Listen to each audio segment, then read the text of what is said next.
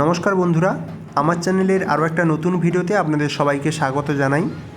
আজকের ভিডিওটা হতে চলেছে গ্রাম বাংলার একটা প্রাচীন ঐতিহাসিক এবং লৌকিক উৎসব গাজন উৎসব এবং চড়ক মেলা সম্পর্কে।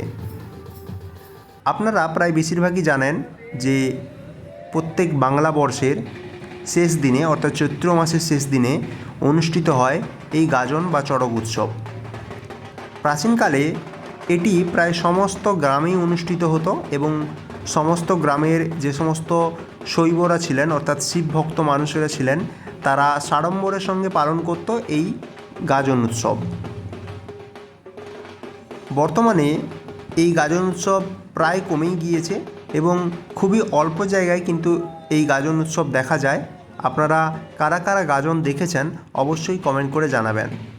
আসুন আমরা এবার ভিডিওটা শুরু করি।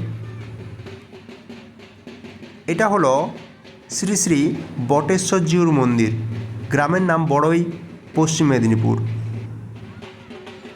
এখানে শিব মন্দিরের পাশাপাশি শীতলা মায়ের মন্দিরও রয়েছে এবং এখানেই গাজন এবং চড়ক মেলাটি সম্পন্ন হয়। গাজন এবং চড়কের প্রায় এক সপ্তাহ ধরে বিভিন্ন কার্যকলাপ এবং প্রথা চলতে থাকে এবং যে সমস্ত মানুষেরা এই গাজন সম্পন্ন করবে তাদেরকে ভোক্তা বলা হয়। সেই ভোক্তারা সারা সপ্তাহ জুড়ে মানুষের বাড়ি বাড়ি গিয়ে ভিক্ষে করে এবং মেন যে 3 দিন অর্থাৎ চড়কের আগের যে 2 দিন থেকে তাদের বিভিন্ন যে রীতিনীতি সেগুলো গাজনতলায় শুরু হয়। এটি দেখুন, এই যে প্রথাটা একে বলা হয় হিন্দোল। এর দুই পাশে দুটো কাঠ বাঁধা রয়েছে। মাঝে মাঝে দেখবেন কোনো জায়গায় এগুলো লম্বা উঁচু শাল কাঠের হয়ে থাকে, আর আমাদের এখানে এটি ছোট এবং বেলগাছের হয়ে থাকে।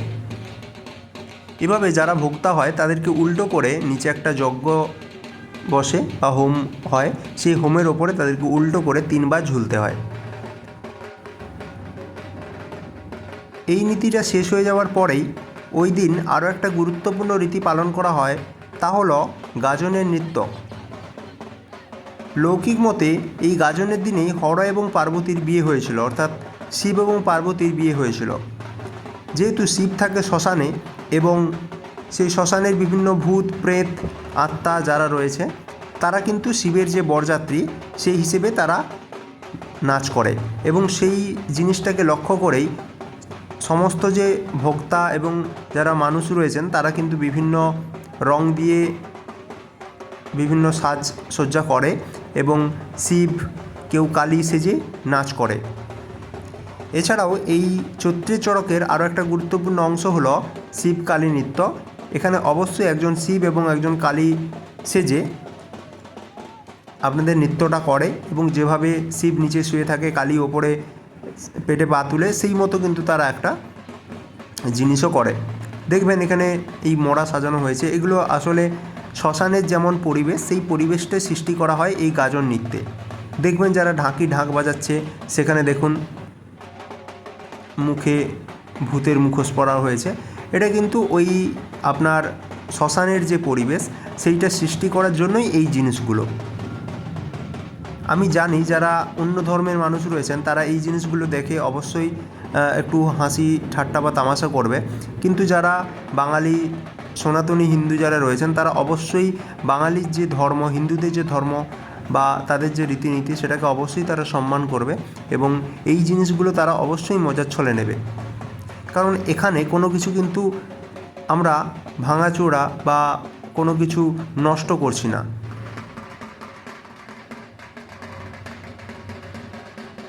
আপনারা যদি হিন্দু হয়ে থাকেন অবশ্যই কমেন্ট বক্সে একটা হর হর মহাদেব লিখে যাবেন।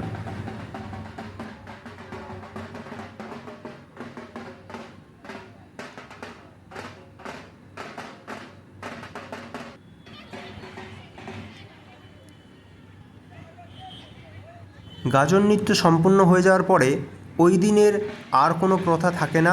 সমস্ত যারা ভোক্তা থাকেন তারা মন্দির পরিক্রমা করে নেওয়ার পরে তারা বাবার যে মন্দির থাকে সেই মন্দিরের সামনে তারা বসে এবং তাদের যে মনস্কামনা থাকে সেগুলো বাবার কাছে চেয়ে তারা ওই দিনের যে রীতিনীতির প্রসেস রয়েছে বিকেলবেলা সেগুলো তারা সম্পন্ন করে দেয়।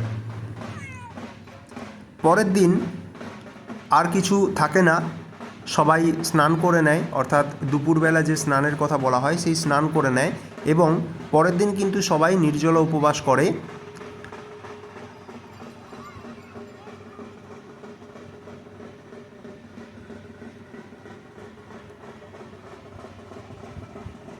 এখানে দেখুন সবাই মন্দিরটা পরিক্রমা করছে।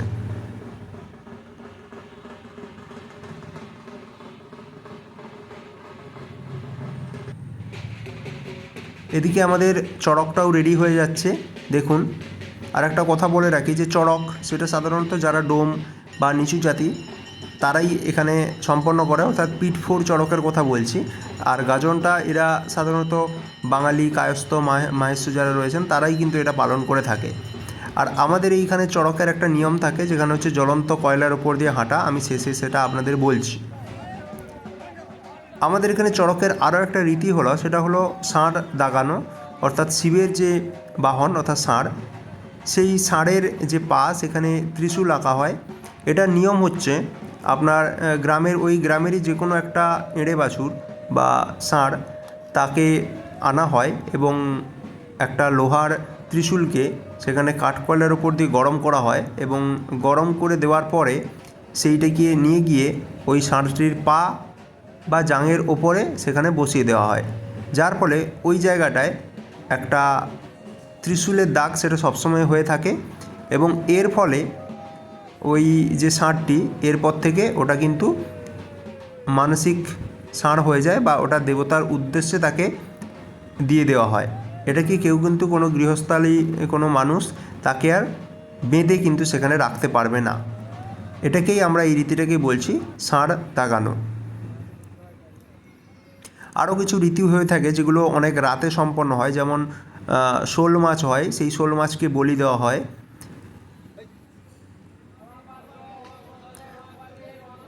ওই দিন সন্ধেবেলা আরেকটা রীতি হয়, তাকে বলা হয় ধুনো পোড়ানো। গ্রামের সমস্ত মানুষ তাদের শিক্ষা, স্বাস্থ্য, ব্যবসা, বিভিন্ন জায়গায় তাদের যে মনস্কামনা থাকে সেগুলোর উদ্দেশ্যে তারা ধুনো দিয়ে যায় এবং যারা ভোক্তা থাকে তারা তাদের উদ্দেশ্যে মন্ত্র বলে ওই যজ্ঞ যেখানে থাকে বা হোমে সেখানে তারা ধুনো ছিটিয়ে তাদের যে মনোবাসনা সেটা দেবতার কাছে জানিয়ে দেয়। ওইটা সম্পন্ন হয়ে যাওয়ার পরে আরও একবার রাতে হিন্দোল সম্পন্ন হয় এবং হিন্দোল হয়ে যাওয়ার পরে তারপর সমস্ত যে ভোক্তা রয়েছেন তারা পুষ্পাঞ্জলি দেয় ঠাকুরমশাইয়ের কাছে এবং পুষ্পাঞ্জলি দিয়ে দেওয়ার পরে তারা তাদের যে নির্জলা উপবাস সেটি ভঙ্গ করেন দেবতার যে চরণামৃত রয়েছেন সেই চরণামৃত খাওয়ার মাধ্যমে। তো এটা হয়ে যায় দ্বিতীয় দিনের টোটাল যে প্রসেস বা রীতিনীতি যেগুলো আমাদের এদিকে বিশেষ করে পালন করা হয় সেটি। আপনারা যদি চড়ক দেখে থাকেন দেখবেন বিভিন্ন জায়গায় কিন্তু চড়কের রীতিনীতি বা প্রসেস আলাদা। কোথাও বাবলা কাঁটা তার ওপরে ঝাঁপ দেয়, কোথাও বঁটির ওপর ঝাঁপ দেয়, এই সমস্ত জিনিসগুলো হয়ে থাকে। তাই বললাম বিভিন্ন জায়গায় রীতিনীতি বিভিন্ন রকম হয়ে থাকে। আপনারা যদি চড়ক দেখে থাকেন তাহলে আপনাদের চড়কটা কেমন হয়ে থাকে অবশ্যই কমেন্ট বক্সে কমেন্ট করে জানাতে ভুলবেন না। এবার চলে আসি একদম চড়কের দিনে, অর্থাৎ একদম চৈত্র মাসের শেষ দিন, যেদিন গাজন বা চড়ক হয় সেই দিন সমস্ত ভোক্তা এবং যার পিঠফোড় করা হবে অর্থাৎ যে চড়কে ঘুরবে সবাই কিন্তু প্রতিষ্ঠা যে মন্দির সেখানে চলে যায় এবং সেই মন্দির প্রাঙ্গণ সম্পন্ন যে প্রতিষ্ঠা পুকুর রয়েছেন সেই পুকুরে গিয়ে তারা হলুদ তেল মেখে নিজেরা স্নান করে এবং নতুন বস্ত্র পরিধান করে সেখানে গিয়ে। অনেক জায়গায় এই রীতিটার পৃথক আপনাদের সিস্টেম রয়েছে, অর্থাৎ এই হলুদ তেল মেখে স্নান করার বদলে অন্য আরও সাদা সাদা অনেক পদার্থ থাকে সেগুলো মেখে স্নান করার নিয়ম থাকে, কিন্তু আমাদের এখানে এদিকে কিন্তু হলুদ তেল মেখেই স্নান করা হয় এবং গলাতে গাঁদা ফুলের মালা কিন্তু মোটা করে তাদের দিয়ে দেওয়া হয় এবং এখানে তারা স্নান করার পর তারপর দেবতাকে পুজো করে আমাদের যে গাজনতলা যেখানে রয়েছে সেই গাজনতলার উদ্দেশ্যে তারা রওনা দেয়।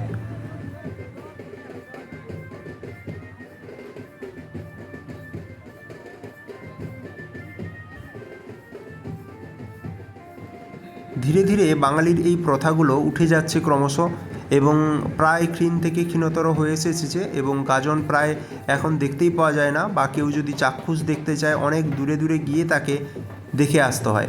তাই আমার একটা ক্ষুদ্র প্রয়াস এটা বলতে পারেন যে আমি এই রীতিগুলো আমার এই চ্যানেলের মাধ্যমে আপলোড করে রাখছি, যাতে যারা গাজন দেখেননি তারা গাজনটা এখান থেকে দেখতে পারেন, বা আমি পরবর্তীকালে আমার স্মৃতিচারণ করতে গিয়ে এখান থেকে আমি দেখতে পারি।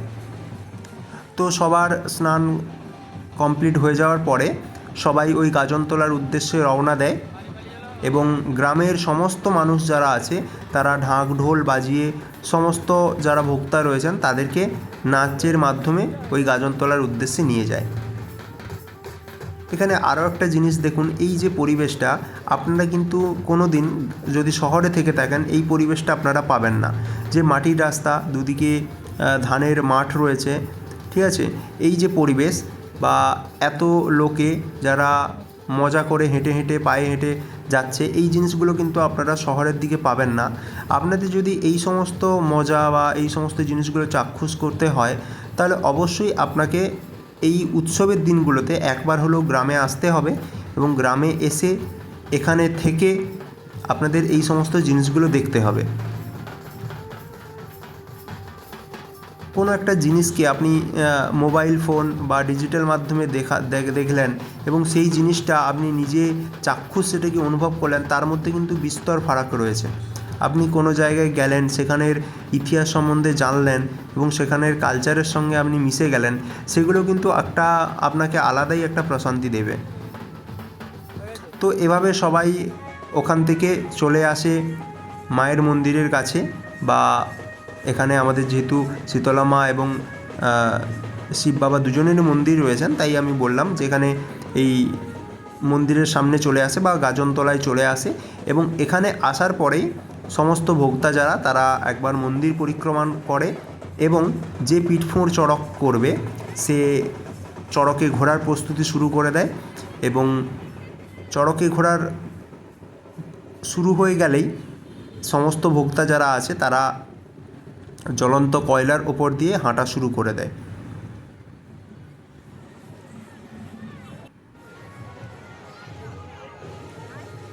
চড়কে এটা ঘোরার পরের ভিডিওটা, কারণ চড়কে ঘোরার সময় আমি ছবি তুলেছিলাম, সেই সময় আর ভিডিও করা হয়নি, ততক্ষণে এরা নেমে গিয়েছে। আর আগুনে জ্বলন্ত কয়লার ওপর দিয়ে হাঁটারও কোনো ক্লিপ আমি আপনাদের নিতে পারিনি। আমার কাছে স্টিল ফটোগ্রাফি রয়েছে এবং সেই ফটোগ্রাফিটা আমি এখনও এখানে অ্যাটাচ করতে পারছি না, কিন্তু আপনাদের আমি সেই জায়গাটা দেখাবো যেই জায়গাটায় এই যে প্রসেস সেটা সম্পন্ন করা হয় সেটি। এবং এখানে যে প্রসেসটা হয় সেখানে গরম জ্বলন্ত কয়লার উপর দিয়ে ওদের 3 বার হাঁটতে হয় এবং প্রতিবার হাঁটার পরে তাদের সামনের দিকে থাকে একটা কাঁসার থালা এবং তার উপরে গ্রামের যে মহিলারা থাকে তারা যে দুধ হয় সেই দুধ হচ্ছে তাদের পায়ে ঢেলে দেয় যাতে তাদের পায়ে ফোস্কা না পড়ে যায়। এই যে দেখতে পাচ্ছেন মাঝে যে জায়গাটা ছাইয়ের মতো হয়ে আছে, এর ওপর দিয়েই কিন্তু এই যে ভক্তরা এরা কিন্তু ছুটে আসেন একে একে করে। তো এই ছিল টোটাল চড়কের প্রসেস। এর মাধ্যমেই আমাদের টোটাল যে আমাদের গ্রামের যে চড়ক পুজো এভাবেই সম্পন্ন হয়। আপনারা যদি চড়ক দেখে থাকেন তো আপনাদের কীরকম সম্পন্ন হয় অবশ্যই আপনারা কমেন্ট করে জানাবেন। নতুন ভিডিওর জন্য অবশ্যই চ্যানেলটিকে সাবস্ক্রাইব করে রাখবেন।